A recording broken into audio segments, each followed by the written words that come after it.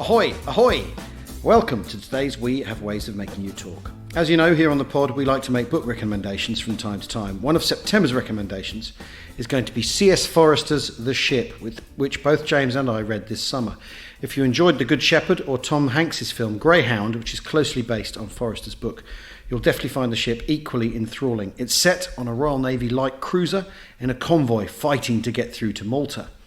Forrester published it in 1943, so it was written and read right in the heat of battle. He was famed for his research, so it's a really, really cracking book. We're making The Ship available at a 20% discount to independent company members from September the 1st, but just to give you a taste of the book style, here's Chapter 1. The Ship by C.S. Forrester. Dedication. Dedicated with the deepest respect to the officers and ship's company of HMS Penelope. With 500,000 men in the Royal Navy at the time this story was written, it is inevitable that there should be some coincidence of names and ranks between characters in this book and officers and ratings now serving. This is so inevitable that the author has made no attempt to avoid any such coincidence. All he can do is to assure the reader that he has attempted neither portrait nor caricature of any living person. Chapter 1. From the Captain's Report. And at 11:30 the attack ceased, although enemy aircraft were still occasionally visible. Paymaster Commander George Brown put his fountain pen back into his pocket, put on his cap, and got up from the table where he had been ciphering. "I'm going for a prowl," he told the petty officer beside him. He slid his rather rotund bulk out through the narrow door and down 3 successive ladders, turning each corner and making each steep descent with the careless facility of long practice, even in the darkness that prevailed with the doors all shut. Emerging on the deck, he stood and blinked for a moment in the sunshine, clear, sparkling sunshine, which gave less warmth than might be expected in the Mediterranean in March. The sky was blue and the tossing sea was grey, the two colours blending exquisitely, the white caps and the white stretch of the wake completing the colour scheme to an artist's satisfaction. The Paymaster Commander took a step or two farther into the waist, and stood and blinked again. He was not wasting time, nor idly taking the air. He was, as he might have expressed it himself, engaged in outthinking Mussolini. The guns' crews at the 4-inch guns, at the pom-poms, and at the 50 caliber machine guns were standing at their stations. As Artemis rolled in the heavy sea, the brass cases of the ammunition expended in beating off the last attack jangled on the iron decks, on which they lay heaped like autumn leaves. The men at the guns were vigilant and yet relaxed. They would lose no time, not 1/10 of a second, in opening fire should another attack be launched, but they were not wasting their strength in staying keyed up unnecessarily. These men were veterans of nearly 3 years of war, 3 years during which at any moment death might swoop at them from the skies, and every movement they made showed it. The weapons they handled were part of their lives by now, not toys for formal parade, nor wearisome nuisances to be kept cleaned and polished in accordance with a meaningless convention. Those cannons were the very essence of life, as was the long rifle to the frontier pioneer, the brush to the artist, the bow to the violinist. In a world where the law was kill or be killed, they were determined to be the killers and not the killed. The tiger stalking his prey lived under the same law. The Paymaster Commander had finished outguessing Mussolini. His experience of aerial attacks told him that another was unlikely in the immediate future. And at the same time, what he knew from the signals he had been deciphering made him quite certain that the respite was only a respite, and that more desperate work lay ahead even than beating off Italian dive bombers. He turned into the galley, where the Chief Petty Officer Cook, burly and competent, stood waiting for orders, the only man in the ship, until the Paymaster Commander decided to take his stroll, apparently not engaged in the business of making the ship the complete fighting machine.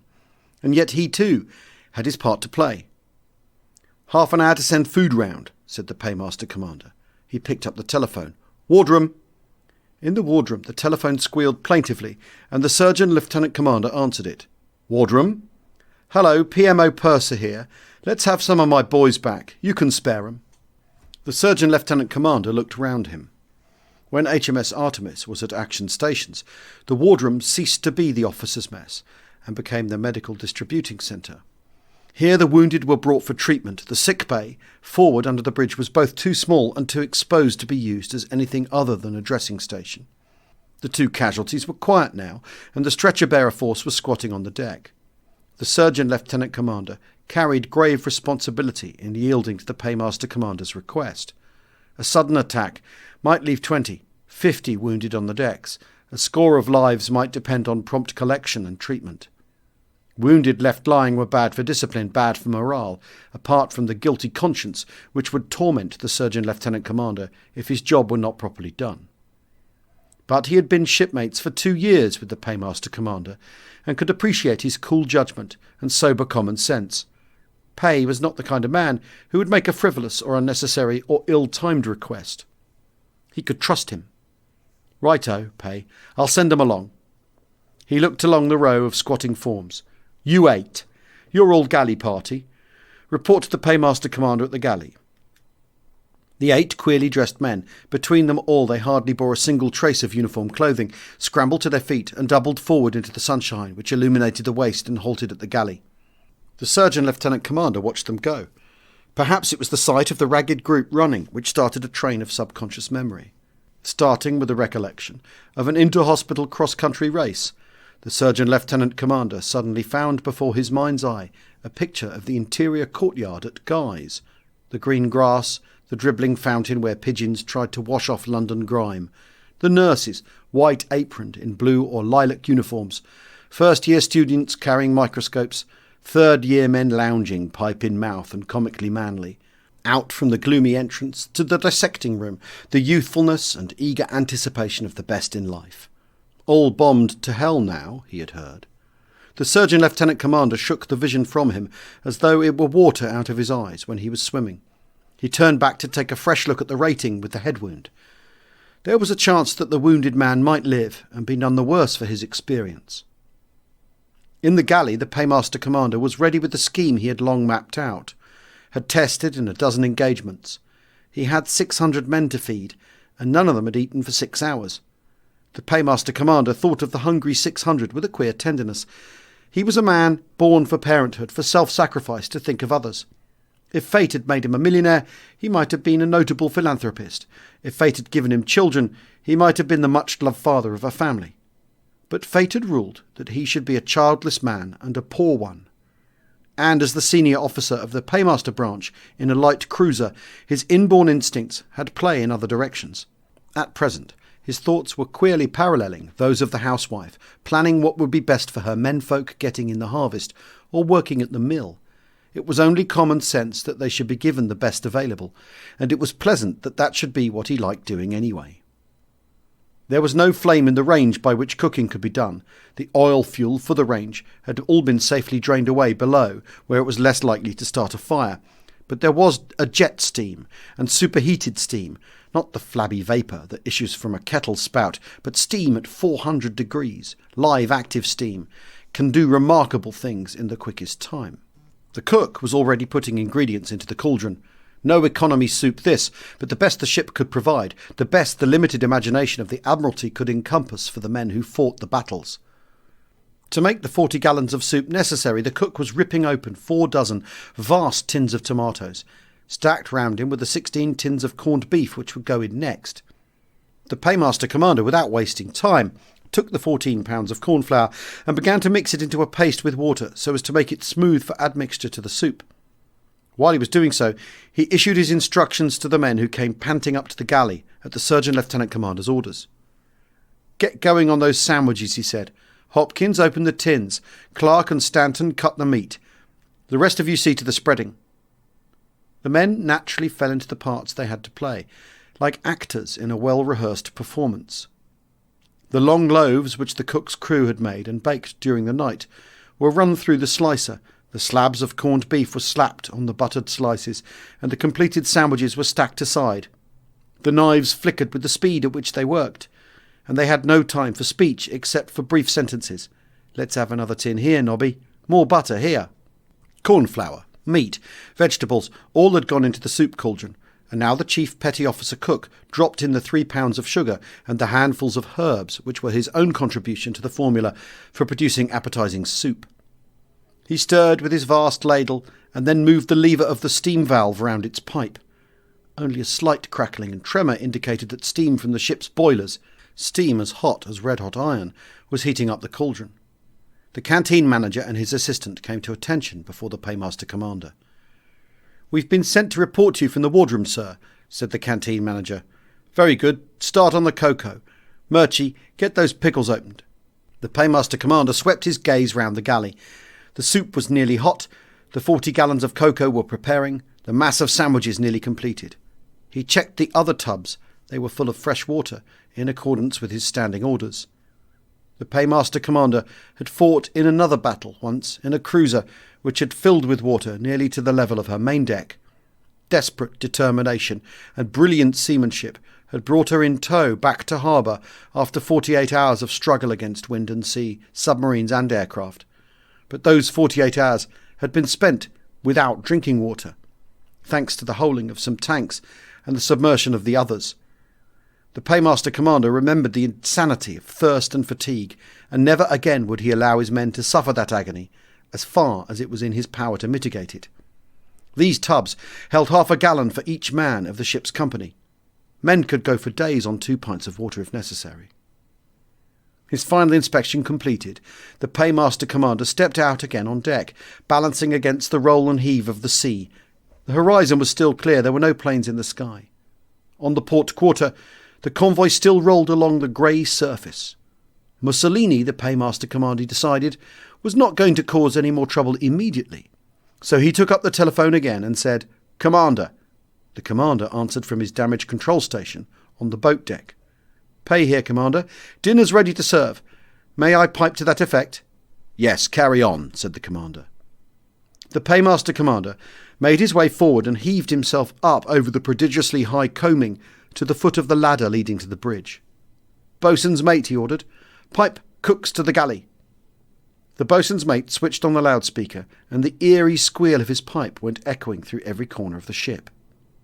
He was a North Country man, and his years in the Navy had not eliminated the North Country tang of his speech.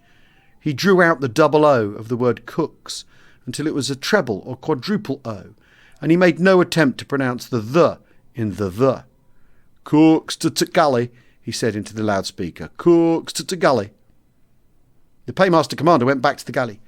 In the hundreds of years of the history of the British Navy, this meaning of the word cooks had suffered a change. They were no longer the men who actually cooked the food of their respective messes.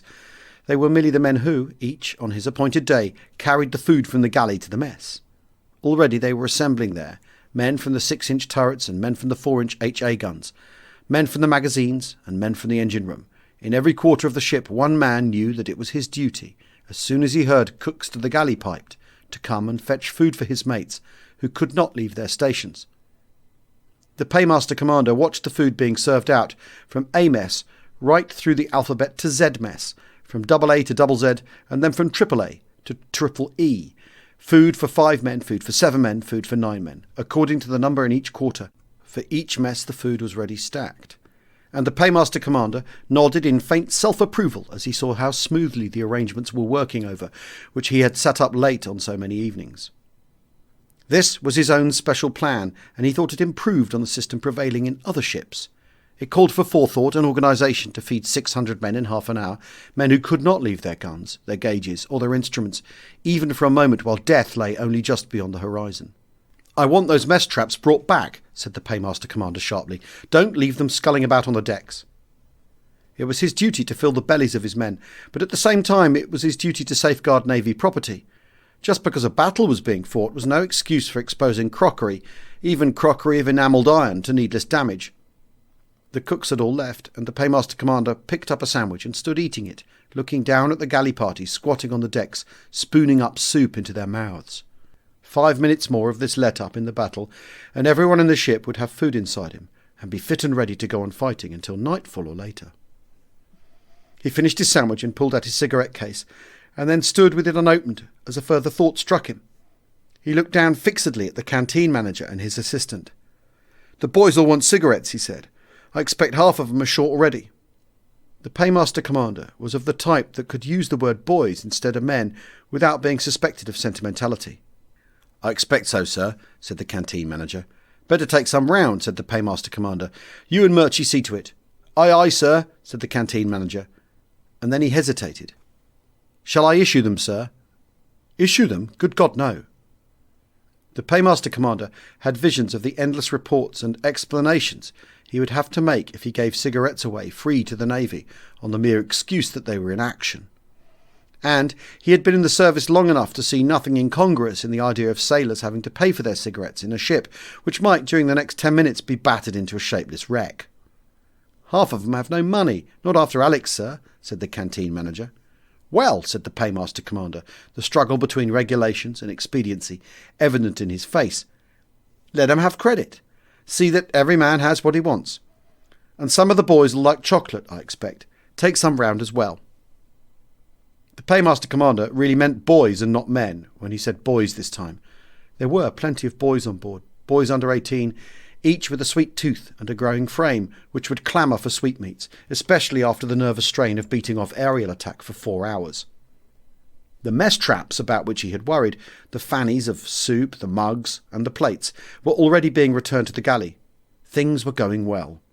The canteen manager and his assistant filled mess cans with packets of cigarettes and packets of chocolate, and began to make their way from action station to action station, selling their wares as though at a football match. Like the paymaster commander, neither the canteen manager nor the men saw anything incongruous in their having to put their hands into their pockets to find the pennies for their cigarettes and their bars of chocolate. It was a right and proper thing that they should do so, in fact. You men, return to your action stations, said the paymaster commander to the galley party. He looked round the galley once more and then turned away. He walked forward, stepping over the combing, took one last glance backward at the blue sky and the grey sea, and then set himself to climb the dark ladders again back to the coding room. Even if he did nothing else in the battle, he had supplied the food and the strength to keep the men going during a moment in the future when history would balance on a knife edge. His forethought and his training and his rapid decision had played their part. And remember, independent company members will get the ship at 20% discount from September the 1st. I hope you enjoyed it. Bye for now, sailor.